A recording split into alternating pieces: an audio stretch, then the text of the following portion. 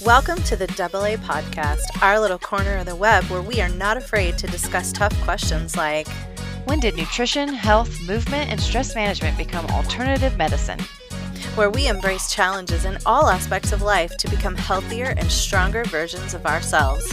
And where food and movement are the best kinds of medicine, and cooking meals at home is a revolutionary act.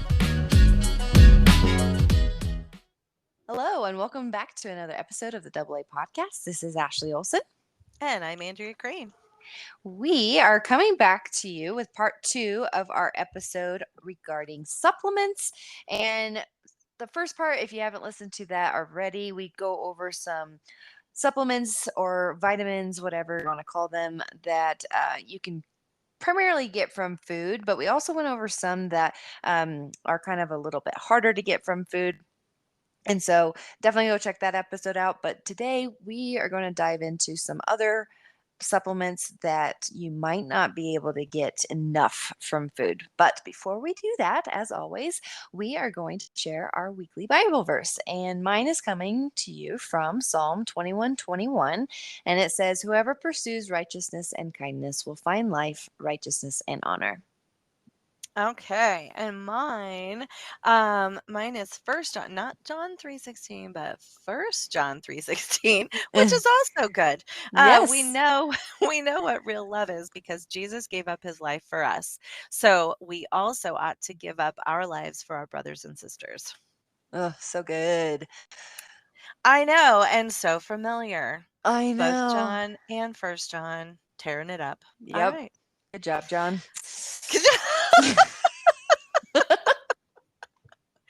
Way to go, John. All right. Really coming in, MVP. I know. Coming in clutch there, John. Thank you. Okay. All right. Well, since we've had such a great intro, yeah. Why don't we dive straight into these supplements? So supplements. Okay. Let's recap though. So Andrea and I are both on the same page as far as where we like to get our supplements, and we like to get as much as possible from whole sources of food. So we will always promote a whole source food diet first before promoting or suggesting whatever supplements that might be hot on the market. And so first things first, get your diet in order, and then let's see where we might be able to optimize with some supplements. Yeah. Yeah. Do you have anything? Well, so there are plenty of conditions also, like, disease states that respond to supplementation as well. And again, same thing is true if I can go to a whole food source. And honestly, clinical nutrition is all about not only adding to, but also taking away things that are causing problems. So we're adding to nutrient profile, like nutrient dense foods, and we're taking away those that might be causing inflammation or immune responses within the body. So once all of that is kind of tip top, then if there are disease states that respond to targeted supplementation, I will use those. I will prescribe those in high enough doses that I get the clinical response that I'm looking for. And then the importance to me anyway becomes, okay, how long are people going to take this and when can I get them off of it? Okay. Yeah. Perfect. So yeah, because and this week is kind of focusing on those circumstances where clinically you just can't eat enough of this in order to get a clinical dose. Like you can't eat a dump truck of cinnamon, right? To get that glucose control that people talk about. And there are famous studies about, how great cinnamon is for controlling blood sugar. But boy, you'd have to eat a lot of grams of cinnamon, and I just don't know how you get that down. Okay. That makes sense. Mm-hmm. So why don't we start off with vitamin D, and not just vitamin D, but vitamin D3. And why D3 and not just D? Okay, well, so there are different forms of vitamins. So when you think about okay, vitamin C is a good example. So vitamin C is also called ascorbic acid. All right. Mm-hmm.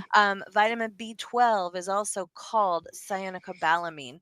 Um, Vitamin D is like a calcipotriene, and that form of vitamin D, the triene, is indicated with the D3. Ah, okay. And that is the active form of D. Um, and that is the form that when your body, so the sunshine comes out, it hits your skin, it does its thing, it creates compounds that then go to the liver in order to be converted to that active form of D3. So that's how the sunshine works in all of this. But unfortunately, for a lot of us, in fact, in most places here in America, we are at latitudes, well, especially where I live and then where you live also, we're at latitudes where the angle of the sun in the wintertime gives us no D3 conversion at all across the skin. Mm, So right now, it's not until the sun gets higher in the sky that those rays that we need to convert to D3, yeah, I will typically have people supplement until May. okay. And I think we talked about this in the um, if you might be deficient, signs that you Mm. might be deficient in. But during the winter months, do you recommend 10,000? Is it You know, IUE, whatever? yeah, I international unit, yeah, 10,000 units or international units. I will recommend 10,000. I don't really guess at this. I test all my patients for vitamin D levels. Um, if I wasn't testing someone, then I would probably recommend, if they've got uncontrolled autoimmune disease, that's where I recommend 10,000 units throughout the winter, Okay. and then to back off during the summertime, if they're getting sun. And so that's a really important distinction. So with vitamin D, your physiological peak vitamin D, kind of happens at the end of summer, like going into fall, right? Because you've gotten all of this sunshine. Well, hopefully, you've gotten all of this sunshine and all of this conversion, and your body is just topped off with vitamin D3, and that's supposed to get you through the winter. Now, as I'm testing people now, like I like people going into the winter at least at like 60 or 70, maybe even 80. That's great. But then we reach a physiological nadir or a low at like March, going into April, where it's just like this slog to get through winter. Um, and We and are so there. yes, we are. And that's where like these spring colds are so bad because Mm-hmm. everybody's vitamin D is tanked, right? Yep. Mm-hmm. So that's where supplementing some, if somebody doesn't have autoimmune disease, I will typically top out at like 5,000 units a day. But again, it's better to test. So, figure out with your primary care if you can, if they can order you a vitamin D level. I don't usually have any issues getting that through insurance. So it's a good value to have. And if you this is kind of a can of worms, but giving vitamin D unopposed, and I'll just talk for a second about vitamin D, K2, and calcium. So the three of those interact with each other quite significantly. And so anytime you hear about, people in kind of convention that are poo-pooing the idea of taking D or that it's dangerous, then usually what they'll harken back to is, well, if there's some cardiovascular effects that you can have, you're taking these mega doses of vitamin D, blah blah blah. Okay, well, so if somebody has a cardiovascular history, if they're above a certain age, and they have autoimmunity, and I've got to give these big doses of D, I will typically have them take vitamin D with K2. So if you give those in conjunction with each other, you don't get calcium deposition like Oh, you can with whopping doses of D3 by itself. So that's all I wanted to say about that. okay. Okay. So the next one we have is curcumin. Curcumin. Yeah, so this is the orange, really clinically powerful extract of turmeric. So Mm-hmm. turmeric is that is it like a Indian or an Asian spice? That's what I Yeah. usually think of it from. Mm-hmm. But yeah, it's an amazing spice to use in cooking. But you just can't eat enough of it. It's really, really powerful. It's a powerful anti-inflammatory, but again, you eat enough of it to exert a systemic effect that you would really notice in the body.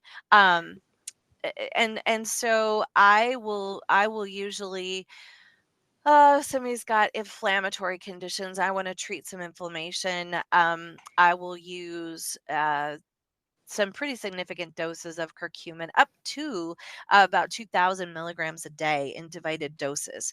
um, and the interesting thing about curcumin is that you can't get it across, it won't leave the digestive tract on its own. It won't cross. Oh, And so, interesting. yeah, it doesn't get into your bloodstream. So if I'm treating something like an inflammatory bowel disease, or something that where the intestines are inflamed, then I will just have patients get the cheap stuff. And so that is just straight curcumin, and it won't pass across into the bloodstream. It'll stay right where I want it, which is in the GI tract. But if more often I'm treating systemically, and so I want it to cross into the bloodstream, I want it to affect the joints, I want it to affect other areas of inflammation. And so then it has to be given with like a piperine or a black pepper extract, or like Mm. some kind of liposomal formulation. There used to be one formulation called Mariva, uh, and that was specifically formulated to drive it across the GI tract and into the bloodstream. So you want to look for that. Any anyone that you can think of that should not take it? I mean, I guess if you have a sensitivity to curcumin, Okay. if you're allergic to curcumin, please don't take this. All right. So I next can't, one. yeah, and I'm being tongue in cheek. I can't off the top think of any yeah, and as soon as we move on to the next one, I'll think of somebody that absolutely should not be taking this. But anyway. Yeah. For some reason, I felt like we had discussed this when it kind of became popular, and I want to, I don't know why, but heart patients for some reason. But Huh. I don't know if that's actually true or not, or if my memory is failing me. So don't quote me on it. Yeah, that's not ringing any bells. That's not All ringing right. any bells. Yeah. Well, we will just move on. Our All next one right. is magnesium, which is Magnesium. kind of a favorite Kind of, of a favorite. yeah, there's Every just single night. so, yes, Hmm. yes. But there are multiple types of magnesium, There are. and if you're not listening to me when I tell you what kind to get, then I get people that come back to me and say, I cannot take magnesium. I Poop my literally brains will. out. Yes. And I said, well, what kind did you get? And they tell me, and I said, that's not the kind I told you to get. That's right. That's right. Yeah, no, I make sure I tell people, if you get the citrate, you will poop your brains out in the middle of the If you, night. And yeah, I if you're hope, regular. yes. So let's just start with mag citrate. Okay. Yeah, this used to be, so back, a million years ago when I worked in pharmacy. We used to call this colon blow. It was like it was in the green bottles. Before I became a Oh, nurse, I didn't realize the significance of giving a patient max citrate, but oh my gosh, it used to be in this green glass bottle, and we would take it up to the floors, and the nurses that had to give it were just like, oh man, no. Because yeah, it will clean you out. And so max citrate is a bowel, almost works as a bowel stimulant. So yeah, the mag citrate. Now, that's kind of weird because Calm, which is the Uh-huh. effervescent magnesium powder, Yep. is a magnesium citrate. However, if you look at the doses on Calm, it's only like 60 milligrams of magnesium citrate in each scoop. So you're Mm. really not getting that much magnesium. And frankly, most people could use a little help in that department. So, yeah, that's why Calm is not affecting you quite so much. But if you drink several glasses of it, it absolutely will. So, Yes, it yeah. will. Um, But so kind of a compliment to that. If you're so the two that I highly recommend typically, or not highly, yeah, highly recommend, I guess is the right term, mhm, but mag citrate and then mag glycinate. So mhm, mag citrate, if you're having bowel issues, and you're not regular, and then if you are regular, then mag glycinate, and both of mhm. those can help with your sleep. Am I on the right Yes. path? Yes, yes. And mag glycinate is really my go-to for nighttime mag administration. And I just so why are we so excited about magnesium? Um, it's just a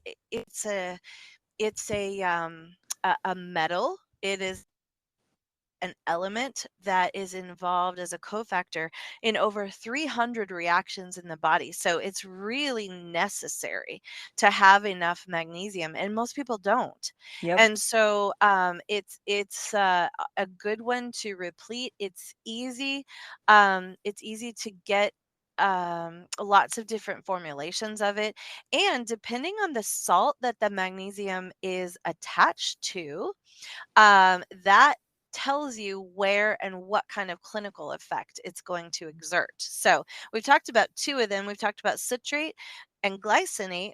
Then there is a cheap form of magnesium called mag oxide, and magnesium oxide works kind of like Tums, where it's, Tums is calcium carbonate, which is basically chalk. And then magnesium oxide is a an antacid formulation. So the magnesium breaks off from the oxide. The oxide is a negatively charged ion, and it goes around and kind of attaches to acid ions or H plus ions in the cations in the gut, and it kind of mops up that acid. And when you add oxide to hydrogens, then you can wind up with a neutral solution of water. And so it kind of works well as a very rudimentary antacid, and also very well tolerated. So, Okay. I have seen too, there's they call them poop pills, the oh, influencers that I see, but it has okay. mag oxide in it. Can Okay, it yes. also act as Yes, it a can. okay. It absolutely can. Yeah. Yeah. Mhm. So be careful, folks. So be right. So, you know what? As with a lot of supplements, there is no reason for not starting low and going slow. That's Mhm. kinda always my mantra when somebody's starting something new.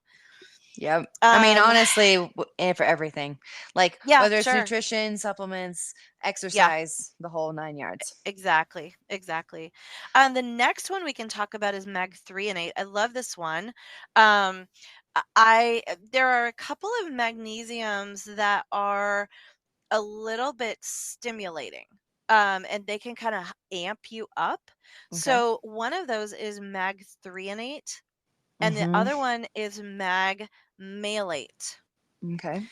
Okay, so mag 3 and 8 and malate, 3 and 8 in particular can, um, it's good for brain health. It's good for paying attention. It's good for alertness. And actually, malate is too. It's that one in particular is good for muscle function, nerve conduction, energy, and alertness. So Okay. that is a mag formulation that you can take early in the day, but beware taking it later. Okay. Um and then well, we just talked about mag glycinate, mag Uh huh. sulfate. Yeah, so sulfate, so here the super cheap mags, they're like mag oxide, oxide, super cheap. Mag citrate, super cheap. Mm-hmm. Mag sulfate, super cheap. And mag sulfate can be found in like Epsom salts. So Mm-hmm. the Epsom salts, one of the reasons they're so relaxing is because it's got a high concentration of mag sulfate in there. Okay. And so it gets across and it helps relax smooth muscles. And, oh, I'm sorry, and also skeletal muscles. Yes. Okay. Yeah. So if you're extra sore from a Hmm. workout, soak There in you some go. mag sulfate. Yes, yes. Or Mag yeah. sulfate in Epsom salt. Yep, perfect.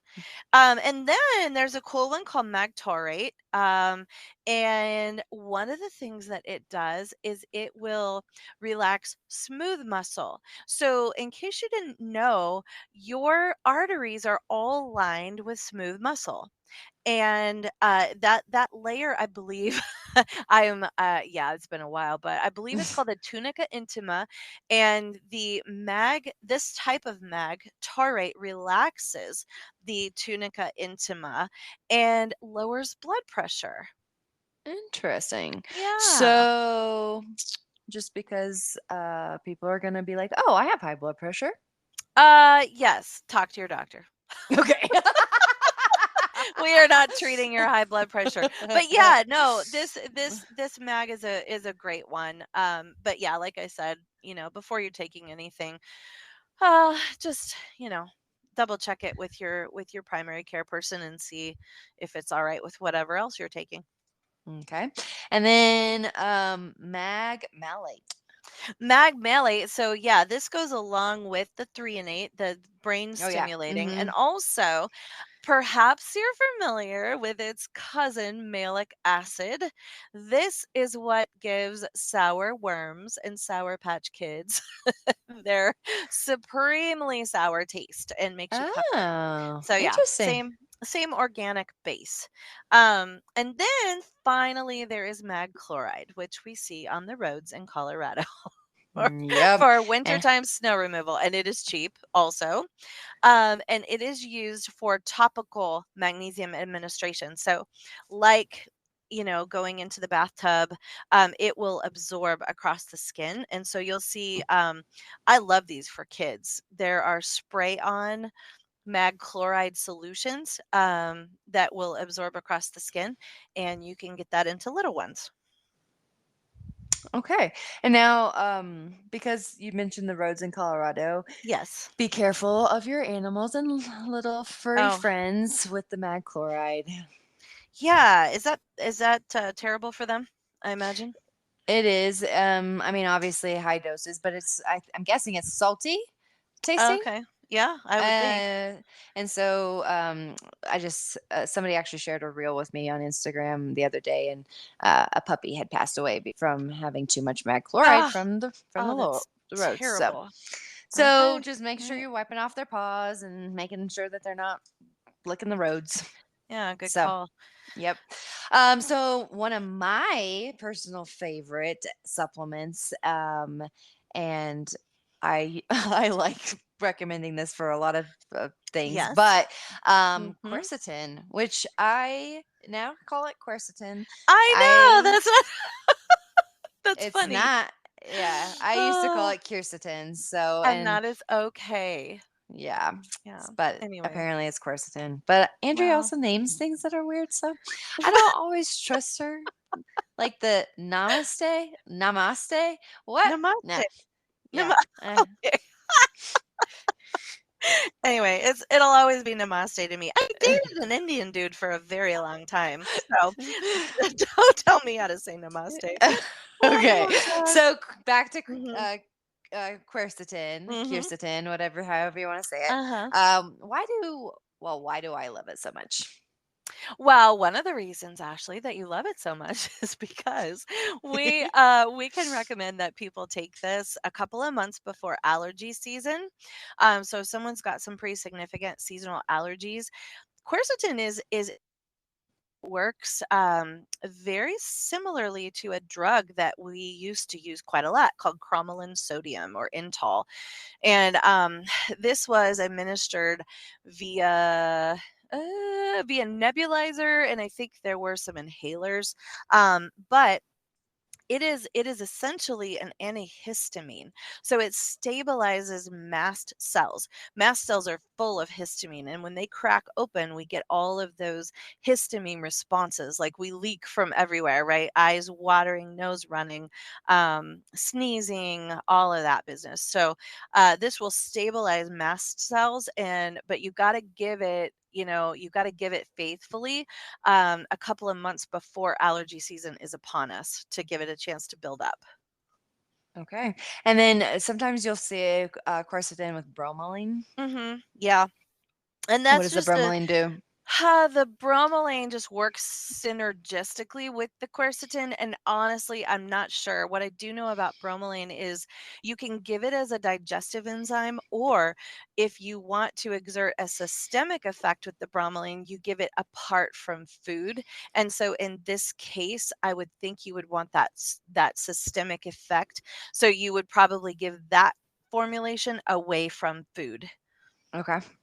Yeah. Yeah, I like it too. I'll even take it if I feel like I'm coming down with a cold or something like that, or Mhm. a cough or anything. I've found that it helps me with that too. So, Yeah. Yeah. all right, next one, B vitamins. Yeah, B vitamins. So, what I wanted to touch on here is I typically, like, if someone presents to me in clinic with um, a specific type of personality, often I will test for a very common genetic mutation called MTHFR. Now, that Mm. stands for methylene tetrahydrofolate reductase, and it's a big mouthful for methylation pathways that occur in the body. And if you've got one of these very common mutations, it can make you a little bit anxious. Um, Yep. and so there are personality types that are a little bit type A, they're a little bit anxious. And that's just kind of their general affect. So I'll test for this. And more often than not, I find that there is a mutation. And again, this occurs in about 25% of people. So it's not like some big rare thing, but the degree of the mutation, right? Like you can have Hmm. one copy or you can have both copies are mutant, from mom and dad.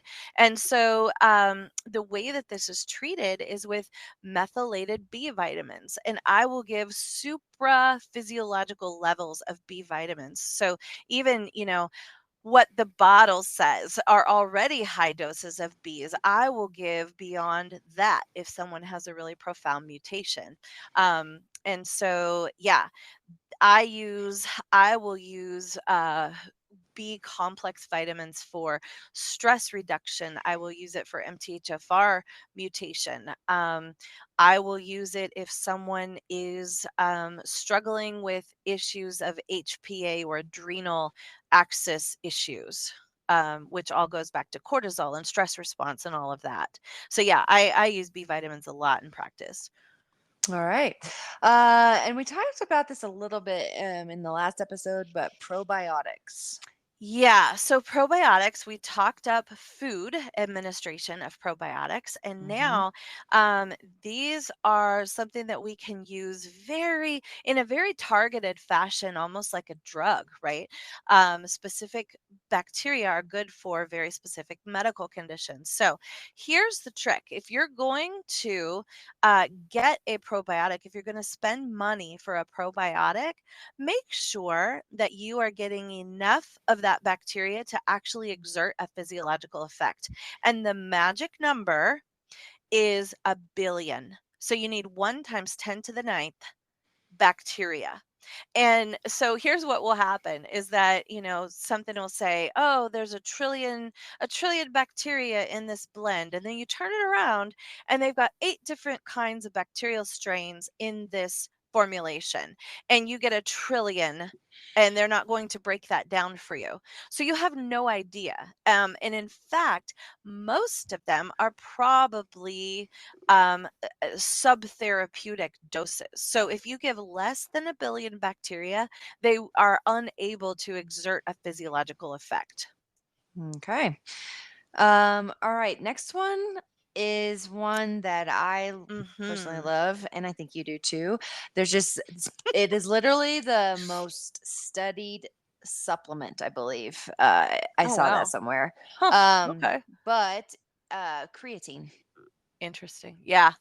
Yeah, and Ashley assures me that I need to add this into my ritual. So I have pulled the trigger. I have ordered it. I have taken it on and off throughout the years. I'm going to start again. Yeah, I'll just say that it is good for muscle building and recovery. And Ashley's probably better to speak to most of this. But you do not have to preload it. They used to say, you got to take 15 grams a day, blah, blah, blah, for this period of time. And apparently you don't. If I recommend creatine, it's just always at that 5 gram a day mark. Mm-hmm. And I don't Same. know how you recommend it, but yeah, Same. Yeah. that's all I do. I And take recommend you it put it whether in you're water. working out or not. Like, Yeah, you taught me that today. yep. It's creatine tends to do best if it's taken consistently. Now, don't have to Mhm. take it like at a certain time every day, but just consistently on a daily basis. So it's kind of like Mm-hmm. protein. Hit your protein goals every day, and Yeah. magic happens. But Yeah. but the other cool thing, and we didn't get into this, so we won't talk really about it. But there are pretty cool studies on the cognitive and therapeutic effects of creatine, Mm. and including like the improved memory and cognitive functions. Oh boy, well I So need that. yep, and I know some studies that are including like diseases like Parkinson's and Alzheimer's. So it's a Wow, very pretty cool. it's a very cool supplement, and I think everybody should take it. So Mhm. oh, Okay. and the one thing too is like a lot of you, if you've been in the bodybuilding world or exercise world, you might think like, oh, it will make me gain weight.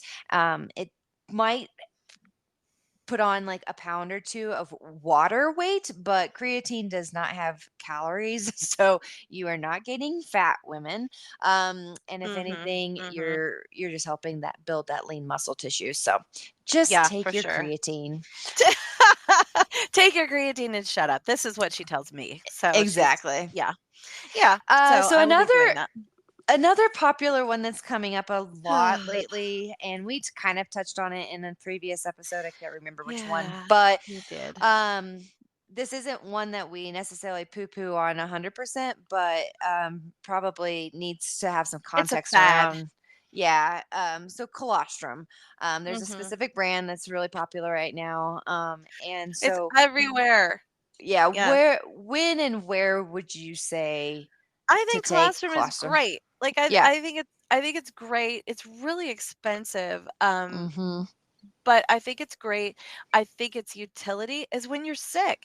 Like Yeah. it's antibodies. It's literally the really concentrated beginning milk of a mama cow. Yep. Human women make colostrum. That's the first milk that they feed their babies. It's the same stuff, just from a bovine or cow. And yeah, I think it's great to help you get over colds, flus, all of that stuff. It's great to have in your arsenal. Are there other applications? Sure. Sure there are, but that doesn't mean that everybody in the world needs to be taking it every day. That's ridiculous. So, Yep. yeah, don't it's a fad. Agreed. So, Yeah. well, Andrea, we actually kept it about 30 minutes, so We I'm proud of did? us. That Yeah. is remarkable. So I you're think welcome, listeners. thank yes, yes. Yes, um, we thank us yeah. later. Yeah. Well, we do hope that these last two episodes were educational and beneficial and maybe shine some light onto maybe what you do or don't need to be taking. And as always, if you have questions, please send us an email at askaapodcast@gmail.com. Had to think about that for a second. Um, but if I got it wrong, our information's always in our show notes. So please check that out and send us your questions, whatever those might be, and we will do our best to answer them. So I hope you guys have a great rest of your day, and we will catch you on the next episode. Bye.